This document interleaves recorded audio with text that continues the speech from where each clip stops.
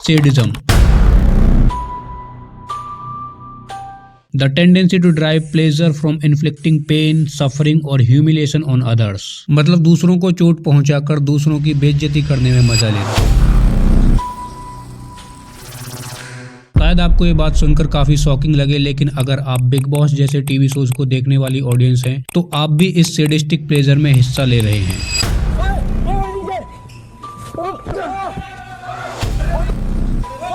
हाँ तो तेरे बाप का भी नहीं। बात में चला नहीं। मुझे हार्ट हो रहा है बॉस। मुझे हार्ट हो रहा है। हार्ट हो रहा है मुझे। हार्ट हो रहा है।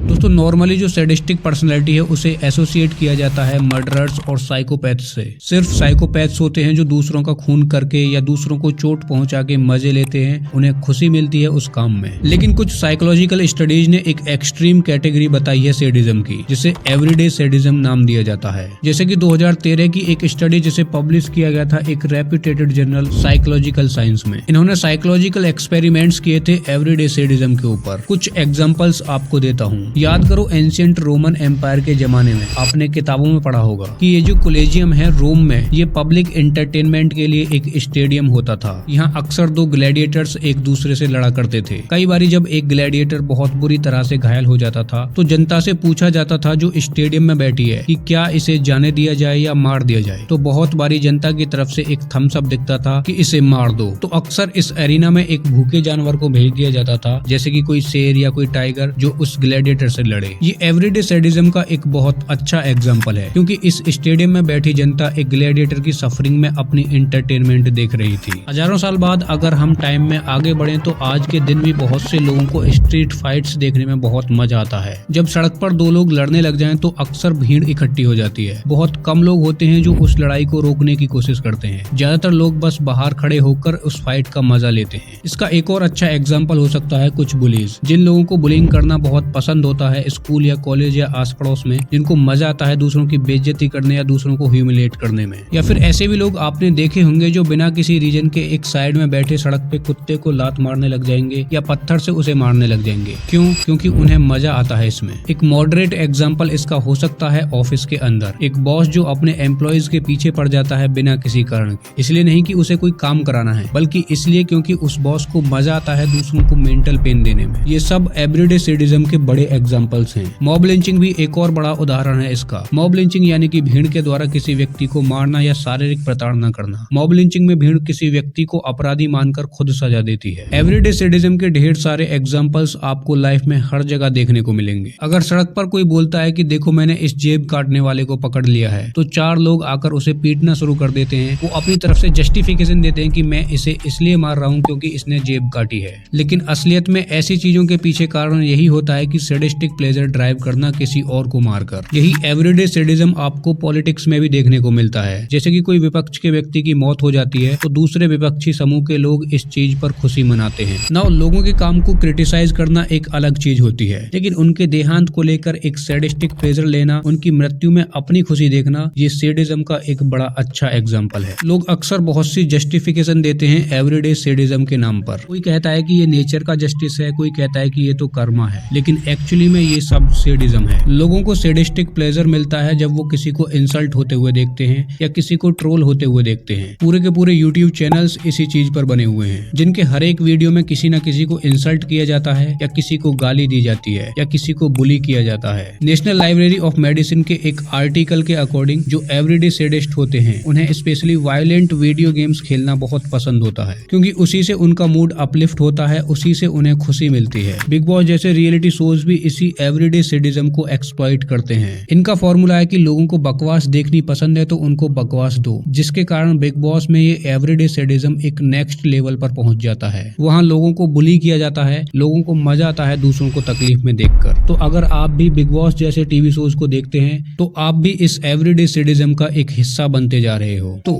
कैसी लगी आपको ये वीडियो कमेंट करके जरूर बताना, और ऐसी और भी वीडियोज के लिए इस चैनल को सब्सक्राइब जरूर कर लें।